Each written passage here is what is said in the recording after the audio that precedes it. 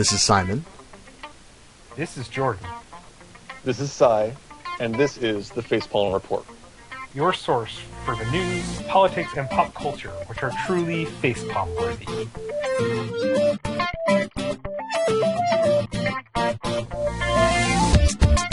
Hi everyone, it's been a while. Some things happened. Yeah, that's the nice way of putting it. A lot of stuff.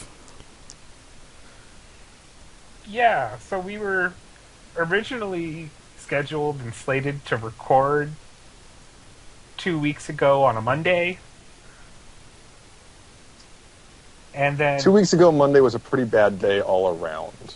And then we even tried to struggle on, but then there were technical issues and stuff kept happening. But now we're back, and we're going to talk about stuff. And some of that stuff will be what happened 2 weeks ago. Yeah. So yeah. There's a lot. There's a lot to think about. In case you, didn't know, there were some bombings during the Boston Marathon. Yeah. Though I don't know how you couldn't know with the way they covered that thing, except the way they covered it was kind of a problem. Yeah, well, you'd certainly know that something had happened, but you wouldn't necessarily know the extent or the correct facts or... Let's actually start there. Yeah. Can we, there's a couple of, basic facts, what we've established has happened, and, then we can break down how it got completely screwed up by the media. Mm-hmm. All right. So on Monday afternoon, during the Boston Marathon, about 4 hours and, 9 minutes in? About? Which is, by the way, the sort of average time for the early, the really fast people had already won, and the main bulk of that set of runners was about to be hitting the finish line pretty soon. A bomb went off in the crowd right near the finish line. It was made of a pressure cooker filled with what appears to have been black powder and ball bearings and nails, and went off right in the crowd. About a minute or so later, 15 seconds. 15 seconds, my bad. 15 seconds later, a second one went off 100 yards further up the race trail. Correct me if I'm wrong, Simon. Last numbers I heard were 2 or 3 dead? Well, it depends on how you count it. It was... As of the bombings themselves, okay, there were 3 people killed, and 130 wounded, 150. Uh-huh. About. And the wounded included many who lost limbs, who are, going to live with the effect of this permanently. Yeah, not just scrapes and bruises, but people who were trampled, people who were seriously wounded by the debris. There's one story that made its way around of a newlywed couple that lost both of their left legs in the explosion. Some really, really nasty stuff. So, wounded is not just right. They made it out okay. Maimed. Yeah. Well, then there was the following... Simon, because when you mentioned the way you said that, it sounded like the direct bombings, and then there was casualties afterwards during the... Yeah, in the days to come, there's more, but I guess we should stick to a timeline here. Yeah, sure. So that happened, and this is the moment where I'll definitely want to speak up and say that I am incredibly grateful, I assume I can speak for the rest of us here at the podcast, for the work of all of the medical professionals, all the first responders, all of the people who have no medical training whatsoever, but dove in to try and help. One of the really fantastic things to come out of the story is that of the wounded who arrived at hospitals that day, all the ones who showed up at a hospital wounded survived, which is phenomenal when you think of the shrapnel that was intentionally placed in bombs and the way everything went down. The potential for loss of life was huge. Yeah. Well, and that thing with the first responders and everyone who ran towards it, like, that's one of those things, like, most people's instinct when you hear an explosion or gunfire or anything like that is to run away from the noise. Yes. People who are willing to go against that survival instinct and run towards it to help people, mad props. Like, I'd like to think I could, but having not been in that situation, I don't know, but people who can do that and yeah, running in to help those people are excellent. Yeah. Simon, can you catch me up on the follow-up? Because I'm fuzzy on that following timeline. Oh, yeah, sure. It's all a little wonky. So, I live in Boston. I was sitting at my desk working on a final project for school. And I heard some really loud thundering crashes. And that's not unusual for me to hear because I live on a hill. And we hear a lot of stuff that happens in the immediate towns and sometimes a little further down. You know, you can hear the sounds of the T as it rolls by and the occasional blare of a horn from a commuter rail or stuff like that. And you can hear sirens and what have you. So my initial thought was, oh, someone's dropped some kind of machinery or anything like that. And I checked my feed on the Facebooks, and someone was saying, oh, there's something's going on down at Copley, and Jordon sent me a text saying, are you all right? And I turned on the news, and this was just minutes after the explosion, and they were getting some preliminary footage and just watching the explosions and people, all the police that ran towards it and all the runners that actually stopped in the middle of running and turning back and running towards the explosions was pretty moving, pretty crazy. So yes, 2 explosions, and in the aftermath of that, the city kind of locked things down pretty well. They moved a couple of different rally zones to the different areas, some different parks and spots. They made an alternate marathon route for some folks who actually did keep running, which was pretty impressive. But other than that, it was pretty quiet, and it was not until Thursday night, around 10:30. So here's where the timeline starts getting wonky. All right, so so 3 days later. 3 days later, around 10:30, we have no idea what's going on. We're getting these preliminary photos of people. We're like, we have no idea who these guys are, if there is a suspect or not. There's these blurry photos. No one knows what's going on.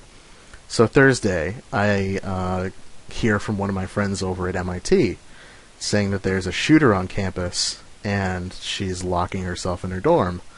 And I thought, oh God. And then another one of my friends at MIT said that she's heard gunshots and she's leading students to a safe spot because she's an employee there. So this was like 10:50, and there were then reports of a MIT security officer who was shot. There was also a separate incident of a 7-Eleven that was robbed at gunpoint. At this point, the police department is saying that it's unrelated, but that's confusing. because there's security footage of one of these suspects on it. But anyway, so shots fired at MIT. These guys, the suspects, who we did not know were the suspects at the time, stole a SUV from MIT campus and tried to drive away. And they got cornered in Watertown, which is about a couple miles, about 4 miles west from MIT, if you don't know Boston. It's a pretty quiet suburban area. There's not a lot going on. There's a very large Armenian population. There's a great diner. It's a very quiet spot of Boston. And they got out of the car and engaged in a intense firefight with police, in which about 200 rounds were expelled and multiple explosions went off from homemade pipe bombs being thrown at police. And as I was following this, I have friends who live in the area. I had a couple of friends who live about 3 blocks from there who said that they were hearing gunfire and explosions and they were in the basement. And could someone please tell them what the hell was happening? So this is around 11:30. So this escalates pretty fast. During the gun battle, one of the suspects is shot and wounded. We later discovered this is the older of the 2 suspects, Tamerlan Tsarnaev, so he's wounded. His brother, his younger brother, Jahar, gets in the car and tries to escape, and in the process ends up running over his brother in his attempt to escape. And doesn't get very far. He has to abandon the vehicle a couple of blocks away. And for the next couple hours, police engaged in a massive foot sweep of the area. They locked down a huge section of Watertown by the Arsenal Mall. The whole parking lot became a staging area for the police. They had a command center. They had SWAT teams coming in with robots for bomb disposal and dogs. They had canine units down there, like Black Hawk helicopters flying around, and you could hear some of this stuff from where I was. If you could also follow it on the local news, and so everything really quieted down around 3 in the morning, I would say. There were no signs of this guy. It was all pretty quiet. Police were doing door-to-door sweeps, and they said they would just keep moving, wait until sunlight. So Friday, I went to bed at around 4. I got up at 8. The governor and Mayor Menino and the chief of police said they were going to start doing a sweep. They also issued a shelter-in-place order, which kind of became the buzzword for the next 24 hours, where people in Watertown were not allowed to travel. Everyone in the surrounding neighborhoods was ordered to stay in their houses with their doors locked and not open them for anything. So for the rest of the day, we just stood around the house, listening to the radio, watching the news, following Twitter and Facebook, and making sure that everyone we knew was okay and that nothing new was happening. And it was all very, very quiet. There were really no signs of anything all day until later in the evening. And here's where the exact timing gets fuzzy. I want to say it was like 6 or 7. It was still light out when we first started talking about this. But police apparently got in a... they lifted the ban. That's what happened. They started lifting the shelter-in-place order. So we thought, oh great, we can actually get out of the house. And just as we were getting ready to do that, less than about 2 minutes later, there were reports of shots fired back and over in Watertown. The order immediately went back up. The police had pinned this guy, Jahar, down in a boat in someone's backyard over by the Mount Auburn Cemetery area. And for the next 2 hours or so, they traded some rifle shots and brought in a negotiator to try and talk him down. They managed to talk him down and pulled him out and cuffed him, and that was it. And it was pretty harrowing, all things considered. But in about 48 hours, we had this massive escalation from robbery to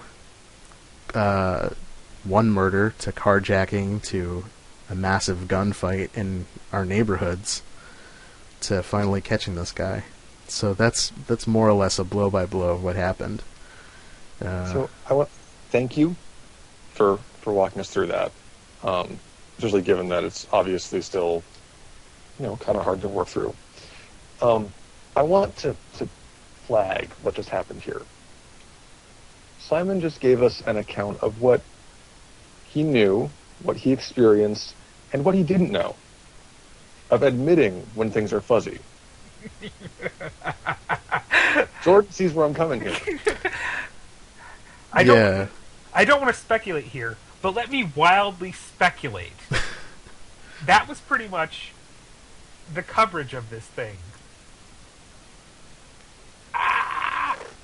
Well, no, but actually what Simon just did, and we now have the benefit of things being after the fact, but for the entire week, from Monday afternoon through Friday night,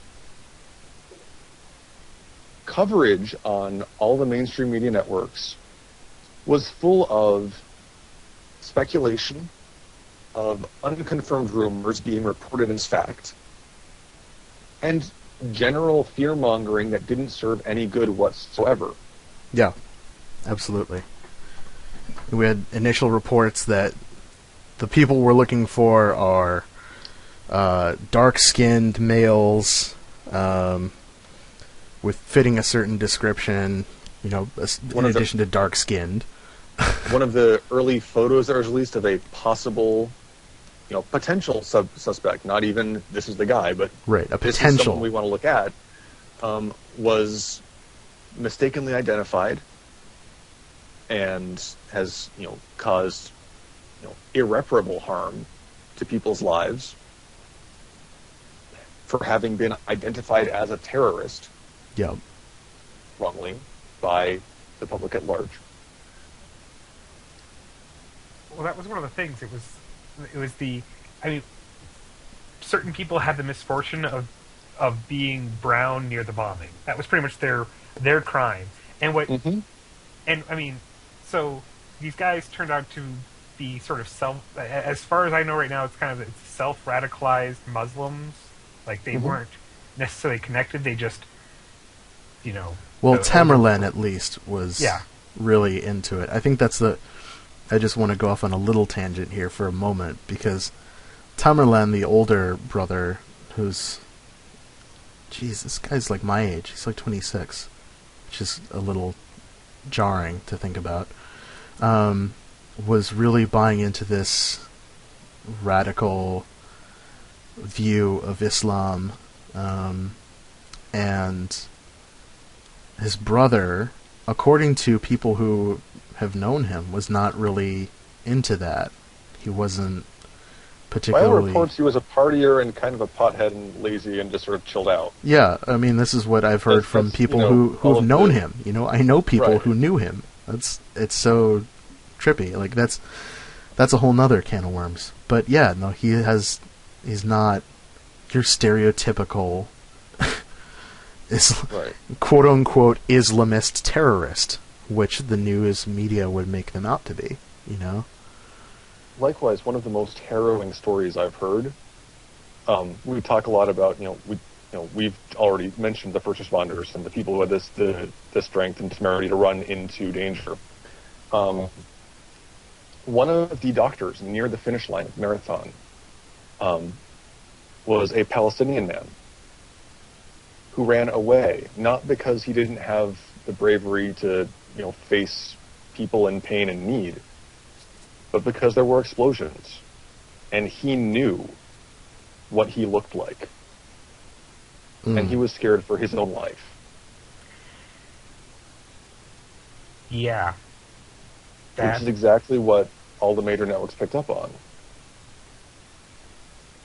That's the thing. And I think what was, and I understand like when something like that happens, you want to make sense of it. You want to have you want to know because you want to know, and it's hard to just sort of saying I don't know is a really hard thing to do. And I think what the problem is that all the news outlets, they wanted to be the first to break the news, so they were just going to say it, even if they didn't have confirmation, even if they didn't know. They were just pretty much like they had this like just verbal diarrhea of things we're just going to say because hey, if we're the first to say it, we get to say we said it first.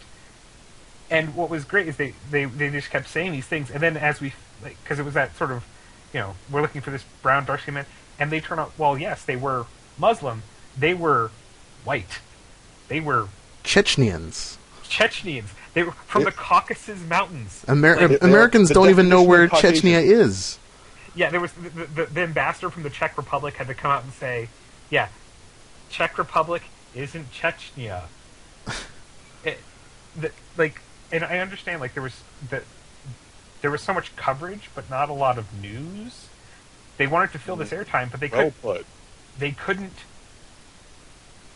just sit there and say, well, we don't know anything about this, so we're going to wait to actually learn something. Which is exactly what they should do. And when we found out, they're from, they're where they're from and stuff, yeah, Americans don't know what Chechnya is. I mean, most, it's like, that's the thing. They could have been talking about that, but no, they spent most of their time going, they had these, in the intervening days between Monday and when he was caught on Friday, they had terrorism experts and analysts, and what was funny in those first couple days before we figured out they were from where they were from, no one ever mentions Chechnya. So it really makes you think about how much do these people they put on the news, and they throw the word expert after their name to give some credence to why we should believe this guy. But if none of them mentioned Chechnya, what does that tell you about these people the news media keeps putting on and calling experts on these subjects? Well, and I think more to the point, it speaks to whether or not there's anything that can be said that early on. Yeah. That, this happened. The bombs went off. People are hurt. Beyond that, if you don't know, nothing good comes of going on about it. When the suspects were identified but not caught yet, all the coverage became interviews with friends and teachers and family and none of them had a good explanation for why they might have done it. They said all the usual things that you hear from those sorts of interviews of, oh, well, it's such a quiet person, you never would have thought. And none of that served any purpose aside from keeping the news story going and drawing attention to these people. It was frankly a little exploitative. Oh, absolutely. It's exploitative, and I believe there's data, and I would have to find it. I don't have it in front of me, so I'm owning that this could be wrong.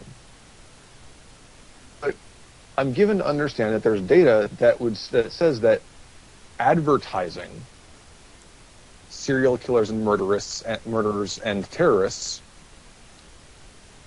only encourages people to emulate them. That people who are in a mental state such that they might consider committing an act of crime such as this, that the knowledge that you become famous, that you get plastered all over the networks, is an encouraging factor. Well, and there were some people whose comment, I think there was an uncle they had interviewed who pretty much said they were losers, and that was kind of the sort of best commentary you could have had on it, though, was, yeah, and I think one of those funny things when everyone always says, I never would have expected it. It's that's like the stock line you can put after almost any tragedy where they find out who it is, and yeah, their friends and family all go, "Wow, I never expected him to do that." But to have the uncle come out and say, "Well, yeah, they were kind of, losers." Well, that's actually out of context. I did listen to that interview, and they were asking for an explanation, and the uncle said, I want if you could say anything to them, what would you say? And he said, "Turn yourselves in." And he said, why are they doing that? Why are they doing this? And he said, I don't know. Maybe it's because they're losers. And it wasn't that they were losers before. It was that, like, the only way he could express what he felt about them in this moment was this profound disgust. And the only English he could come up with, that I think was losers.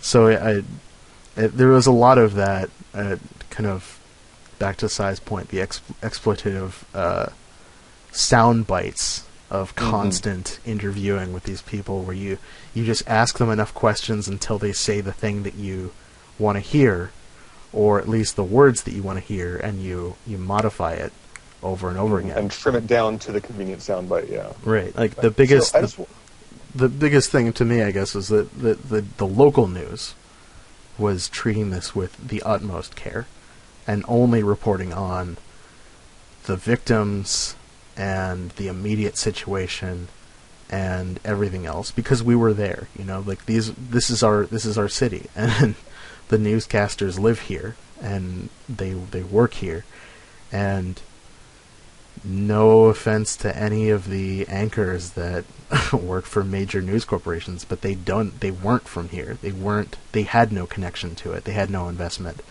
And when you don't have that investment, it's so much easier to just turn it into look from the outside. If you watch WBZ and CBS, and then you watch CNN.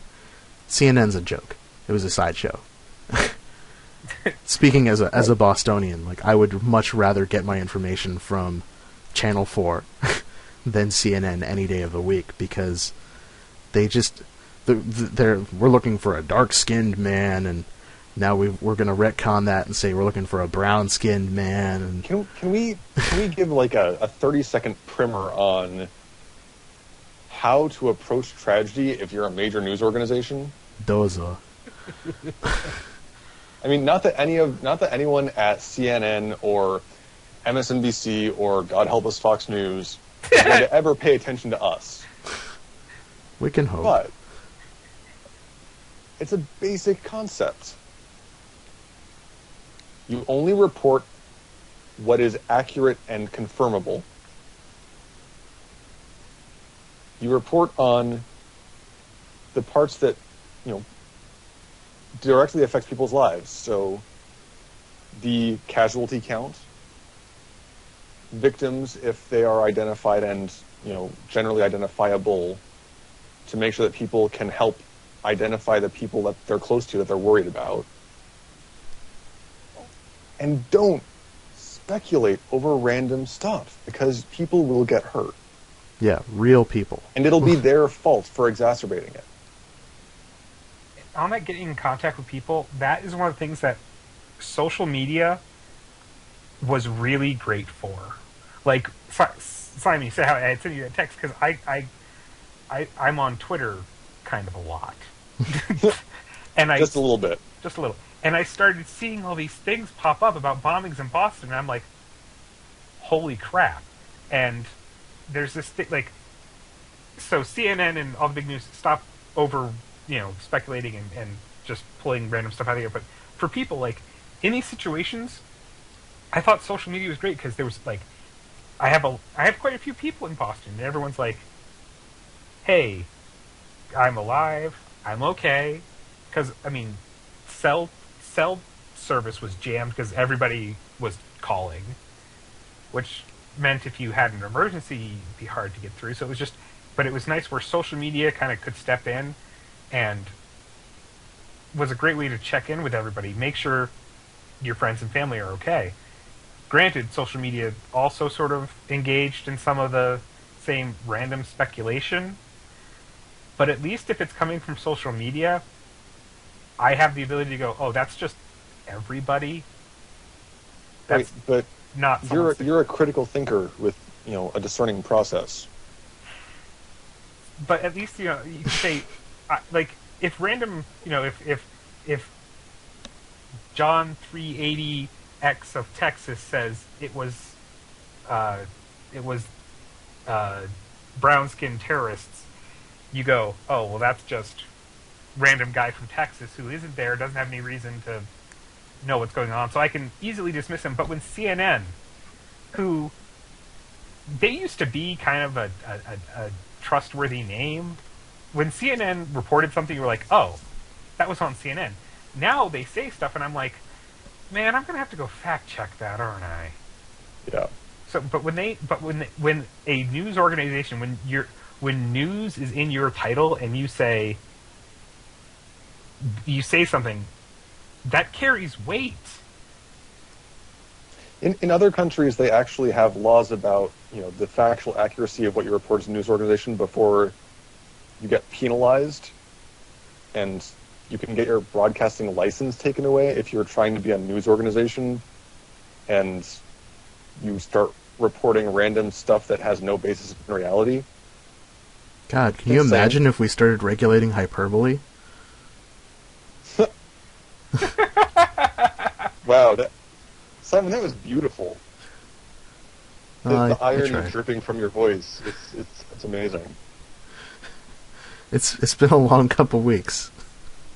It has. But so I Yeah. guess I just to say, like, and I remember, like, I went on Facebook and even went on our page and just put out, don't speculate, don't act on speculation, because there was, granted, not that many, but still enough instances of citizens taking it upon themselves to find the nearest brown-skinned person and accost them as a terrorist.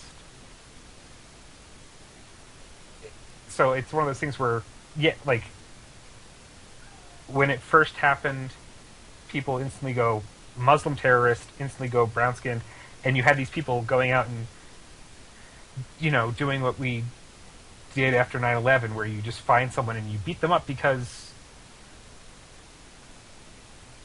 you're stupid. I can't think of any other good reason. So if the news feeds into that, that's even worse. I think we've pretty much run this one to the point where we're all tired and angry and drained.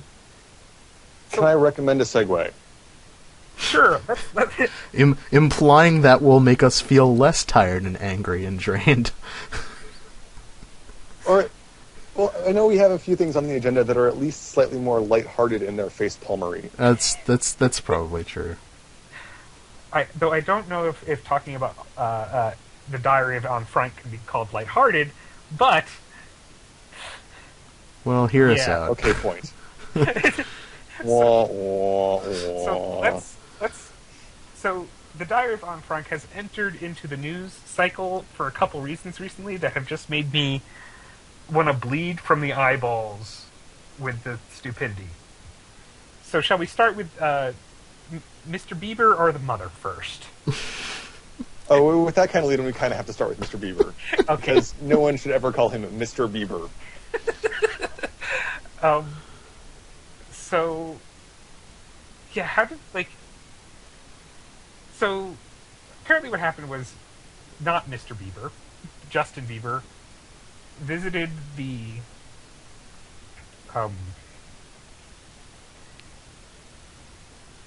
drawing. He visited. It's a museum, right? The Anne Frank Memorial, or Yeah. There's a memorial museum. I think it's at the. I might be wrong. I think it's at the house where she stayed. Yeah, and this. Okay, yeah. Here is his exact quote. After coming out, He signed in the guest book okay. at this museum, which is apparently, I've obviously never been there. It's over in Europe, and I haven't been to that part of Europe. But it's apparently a really amazing and profound space. Like, I've been to the Holocaust Museum in D.C., and that was like coming out of there. Like, and this is just artifacts and stuff from there, not like the actual space. So, like, Right. That's on U.S. soil. That's not even there. Yeah. So and it still carries weight. I couldn't imagine the weight of being there, especially having registered. But he writes in the guest book, truly inspiring to be able to come here. Anne was a great girl. Hopefully, she would have been a believer. And for those who are lucky enough to not know what a believer is the term for his fan base. And it sounds like something you should get excised surgically. Yes. So, why, like, and part of this goes into the fact that I think this kid is imploding in that way that child stars do. The world revolves around him, so of course, going to the house if you haven't read The Diary of Anne Frank, it's one of those things, like, I think pretty much everyone does it in high school, at least all the high schools I went to. It's required reading in most schools. Yes. Most schools, yeah. Like, and reading it and understand, it really helps you understand the perspective of this young girl in this horrendous situation, and how, is that she's dealing, one with the boredom, one with the fear of just hiding up in this attic. And to take away from it, because that just seemed kind of, I don't know, like if he had stopped at truly inspiring to be able to come here, Anne was a great girl. Boom. Done. Stop it. Yeah. That would have been fine. To presume not only that, he's important enough to have had an impact on her life should they have lived in the same era, but also that having just come out of this museum and presumably being made aware of the fact that this girl at the age of, 10 to 12-ish was locked up, hidden away in an attic for a year or so, having to be absolutely silent to make sure that her entire family wasn't set upon and killed, that one of her priorities would have been which particular boy pop star she would have been a fan of. Well, and I've had some people say, it's like, in a sort of meta-textual or meta-analysis of this, yeah, because she wanted to be, she would have, it would have been great for her to have been in a world where that would have been the thing she could have worried about, and she wanted to be in that world. Sure. But and it's just, I think, what happened, it just showed this sort of, it's that egocentric, like, the world revolves around him, and I think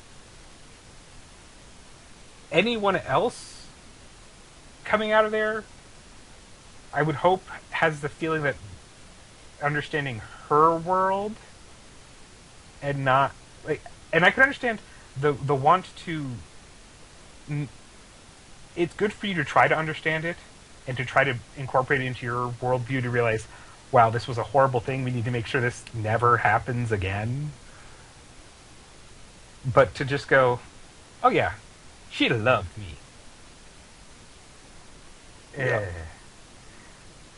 So, but what I think gets Bieber fail. What gets bad is that's not the worst thing to come up in Anne Frank related news recently. Why is that even a category? I don't know. It's just It's bad enough that that's a category this week. yeah, Yeah. a category with multiple instances of things happening within it. So yeah, there's this mother in Michigan who has taken objections to the having Anne Frank in schools, having that book in schools. That's, and again, this is required in a lot of schools. It's an accessible text. It's written from the perspective of a child. It helps teach children about the Holocaust because it's accessible. It's written in language that's understandable for that age range. And it's a primary it's a shared source. cultural experience. Yeah. And it's a primary source. Yes. And I, her objections, and people have tried to ban Anne Frank's book before for various reasons, but her objections here are, as she describes it, as pornographic. Certainly not the term that I would have thought of. Knee-jerk One reaction. normally doesn't find pornography authored by prepubescents. Well, and there is a passage where she talks about her body. Like, it's there, but a penthouse letter it is not. Yeah, it is not designed to arouse or entice. Or titillate. Or titillate, She's talking yes. about just, this isn't, not penthouse letter description of discovering her body and, the quotes with, leery eyes. No, it's just, and It's textbook clinical terms describing a girl realizing facts about her body. And I guess, because a while ago we had discussed that teacher getting almost maybe fired for daring to mention the word vagina in a biology class. I guess in that world where people will have that problem, I guess, a passage in a book that mentions female genitalia at all might be considered pornographic. That's a term that carries a meaning. Words mean things. If you say pornographic, That carries certain connotations. And whatever your thoughts on porn may or may not be, the usual intent of pornography is to be arousing. If you get aroused by the Diary of Anne Frank, there are some issues you need to deal with on your own. But yeah. I mean, this, and I talked about this before when we talked about some of the issues with the teacher saying vagina, and also with a lot of the don't say gay laws. Mm-hmm. The notion that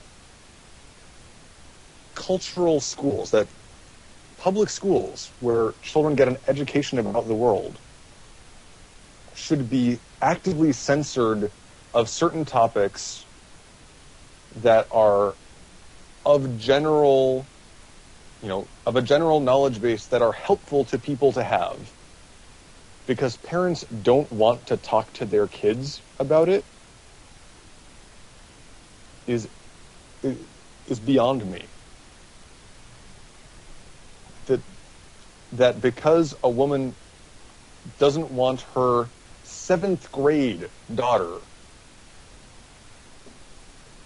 to read a book that mentions the word labia, because clearly her daughter doesn't have one or something.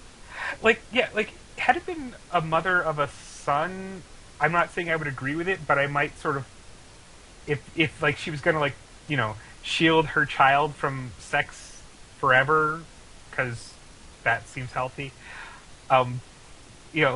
If it was describing body parts she never wanted him to ever know about, but it's a mother of a daughter who has the same genitalia that are being talked about. It just presumably would be undergoing the same biological experiences, and has undergone.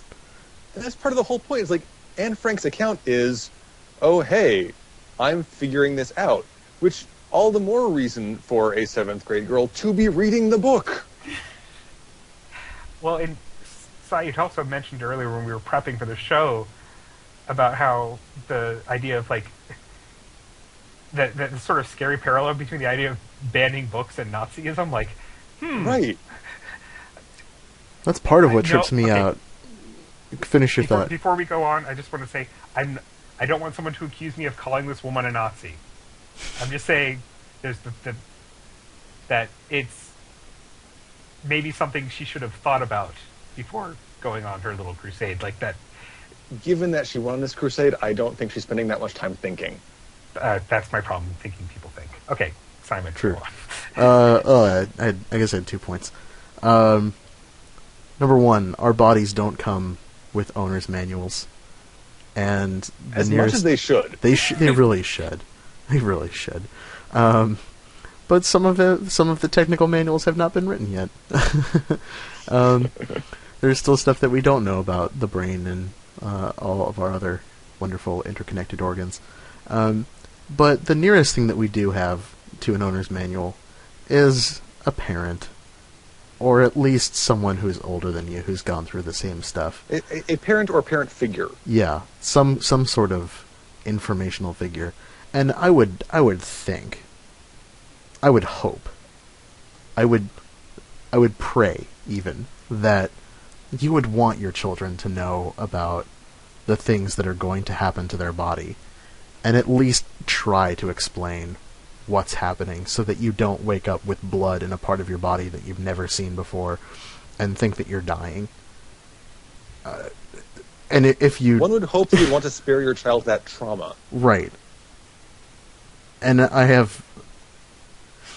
going to sound, to continue using turns of phrase because I like doing that, holier than thou, to say that if that's the kind of way you want to raise your child, I'm questioning your other parenting skills. But it's important to at least know what's happening to your body and rationalize it in some way. And to deny that, to think that it's evil or that it shouldn't be known, is incredibly detrimental to the child. And I'm sure I've said this previously, I think, that it's just really disturbing to think that there are children who grow up to be adults.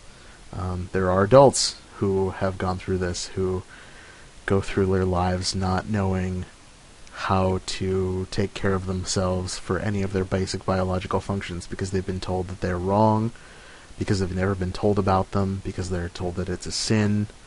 And it's very, very dangerous to that person's health and survival, you know. And most of the time, when we hear about situations like this, with parents shielding their children from anything about how their bodies work, it's out of a fear of sexualization, that if you tell them anything about sex, then they'll want to have sex. Which doesn't apply to Anne Frank. Yeah. The Diary of Anne Frank, this particular passage, has a completely non-sexual context. There's nothing, like, she's not, there's no other party involved. Well, here, she's not sexually arousing herself. She's just saying, oh, hey, I just found out how my body works. Well, here, this is how I pee. I'm just gonna literally. That's part of the passage. I'm just gonna read this passage because I think I'm just gonna read it real quick. Okay, so until I was 11 or 12, I didn't realize there was a second set of labia on the inside since you couldn't see them. What's even funnier is that I thought urine came out of the clitoris.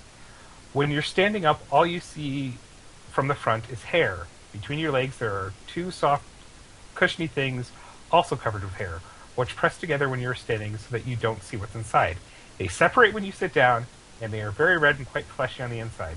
In the upper part, between the outer labia and the fold of... In the upper part, between the outer labia, there's a fold of skin that, on second thought, looks like a kind of blister. That is the clitoris. That's not, at all like anything resembling. That does not even meet Potter Stewart levels of pornography definition. No, it sounds like a biology textbook. For those of you who missed that reference, that's the Supreme Court case regarding pornography, where the justice said, I don't know how to define hardcore pornography, but I know it when I see it. Yeah. This is not it. We have heard this. This is in no way pornographic. Yeah. This is awkward kid poking at herself saying, huh, so that's what that does. I would like to think that most of us have had an experience like that with any given part of our bodies. Well, and it's just... And it goes against that thing, like you said, that people who, they freak out about their kids and sex. And it was actually, there was an article that came out today in Slate talking about how the conservative sex obsession hurts both boys and girls, that how this keeping, like that, and it's especially true in the very conservative families, especially true in Bible Belt families where they tend to treat their kids like their genitals are the only thing that matter, because it's you have to be a virgin, and if you think about sex, you'll get AIDS and die, and this is all very psychologically damaging. Mm-hmm. Well, I mean, it is a shown scientific fact that the states that have no form of comprehensive sex ed, that are only abstinence only, if that where people don't talk about sex as a healthy thing, have the highest rates of teenage pregnancy and in youth STIs, because people don't know what they're doing. Yeah. But hey, obviously they're talking about sex too much in those conservative states, because if there's all that stuff happening, then obviously the kids are being led away by. I can't even satirize it at this point. It's just dumb. Yeah, it's just wrong. Official facepalm. Yeah. Thwap. On that, like the other thing this woman said is that just drives me up the walls, that I'm not trying to it doesn't mean that I'm sheltering my kids. It doesn't mean that I'm trying to ban books. And that's exactly what she's doing. Yes, it does. Yes, it does. Yes, it does. If you're trying to pull a book from a school because you're offended by its content, that's trying to ban a book. And if you don't want your daughter learning, your child. Yeah, if you don't want your daughter to learn about how her anatomy works, that's sheltering your child. I don't know how you rationalize it to yourself otherwise, but that's exactly what it is. It's just a willful disbelief in the face of something contrary to your other existing beliefs. I don't know. I don't know how she rationalizes it. But it's sad that in this, like, and especially in this age, I mean, we're in the age of the internet. If you don't talk to your kids about sex, they will learn it from the internet, which can be a great resource for truth, but also a great resource for spreading some horrendous misinformation. Mm-hmm. And, considering... If you don't talk to your kids about sex, they'll go to the internet and learn about sex from porn, which is from real porn, not passages from Anne Frank's diary. Right. But actual video of people explicitly having sex. And which, in the long run, is far more harmful as a sex ed tool. Yeah, porn as sex ed, like, it's not, like, there are, there are things people do that, like, for safe sex. I mean, now that they tried to pass a law a while ago about condom use Yeah. in porn in shoots in California, and there's been a lot of controversy about that. So yeah, like, safer sex practices is not where you go. Like, porn is not where you go to learn about safer sex practices, and Yeah. not wanting to, it's just You'll get the gist, but you will not develop realistic expectations. yeah, porn. And there are lots of studies now that are showing that there are, especially young men who learn about sex from porn, grow more or less incapable of finding fulfilling sexual relationships with actual people, because they're getting so overstimulated by, link after link after link of more videos than you can shake a stick at. Well, and it's like I think part of it comes from the unrealistic expectations, because we don't talk about sex in our society in a healthy way. Like, I mean, porn really does set up unrealistic expectations, like, how fast a plumber will show up. But okay, but sorry. But no, yeah, that's a bad one, I know.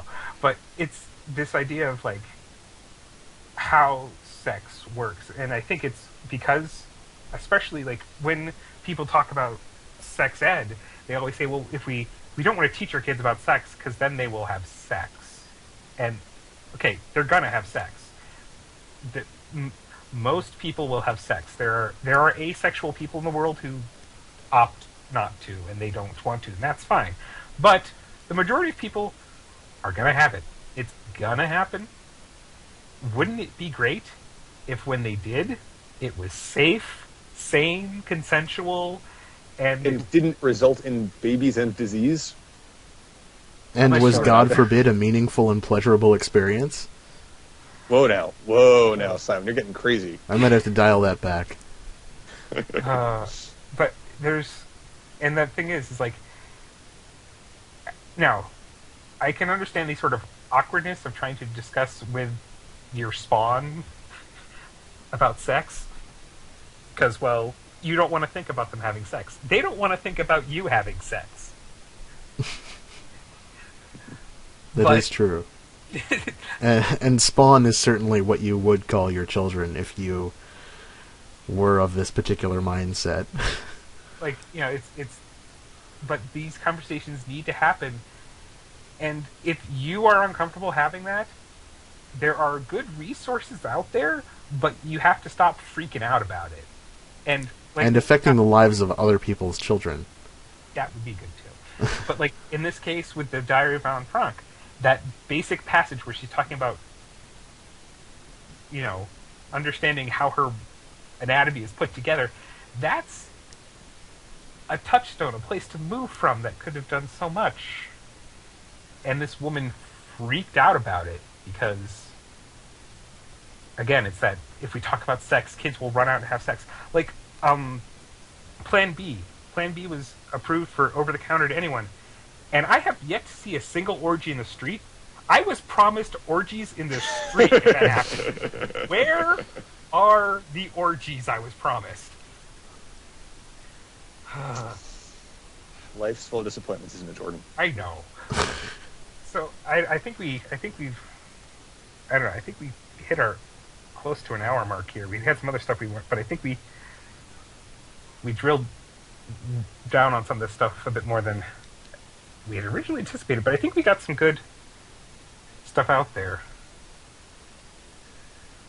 Indeed. But I'm hoping maybe, if someone comes up to you and says, "Oh, we have to ban this book," I hope this Diary of Anne Frank as pornography thing goes away fast, because if it doesn't, I may have to build a rocket ship and just leave. Well, it would join a very elite class of banned books, many of which are phenomenally good literature that apparently are too well written for our children to learn from. Yeah, if you're a literary person, I would highly suggest that you participate in Banned Books Week, because you can spend some time with some great stuff, and be pleasantly surprised to learn that many of the titles on that list, which is quite extensive, are not particularly offensive or dangerous. I could see how some of them would be perceived as negative, but others really just don't deserve to be up there. It's just ignorance and hate. So I still don't understand why A Wrinkle in Time is on there, but that's me. And I certainly wouldn't call Catcher in the Rye great literature, but granted, although there's a historical context to take into account there. Point well taken. It was, in its time, it was, I think, a sort of a cultural touchstone, but the time that it existed in has passed. And yes. Well, the problem is that we teach the content without the context. Yes. To quote my thesis. Before we disappear, I also want to make one more quick shout-out. Jordon, you mentioned before that Anne Frank is not a reference you would actually want to use to teach your kids sex ed. And for those of you who are curious of how to have that awkward conversation with your kid, can I recommend birdsandbeesandkids.com? Oh. It's the website of a woman named Amy Lang, and it's a fantastic resource for figuring out how to have not just the conversation, but many conversations, ongoing conversations with your children in a way that's helps alleviate the awkwardness and actually, not screw up your kid. Perfect. Because that's good news. Not screwing up your kid. Because they grow Always up, a perk. They grow up to be adults. Actually, I want to take that back. Parents out there, you will always screw up your kid. It's just a question of how and to what extent. So screw them up a little less and talk to your kids about sex ed. Indeed. Yes. All right.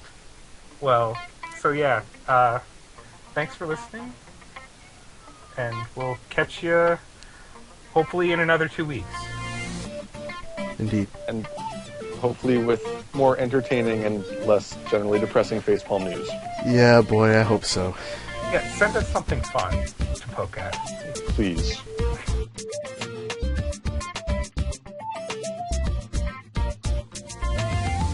If you have a news story, political blunder, or pop culture tidbit that makes you facepalm, we'd love to hear from you. Send us an email at facepalmreport@gmail.com. You can also find us on Twitter at facepalmreport, and we're also on Facebook.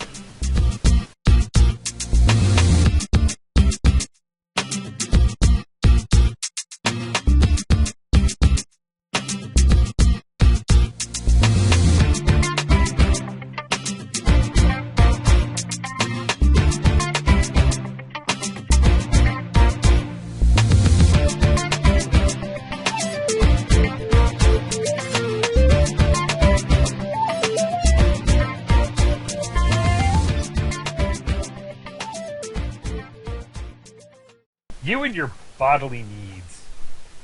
People need to have less of those. That's what, never mind.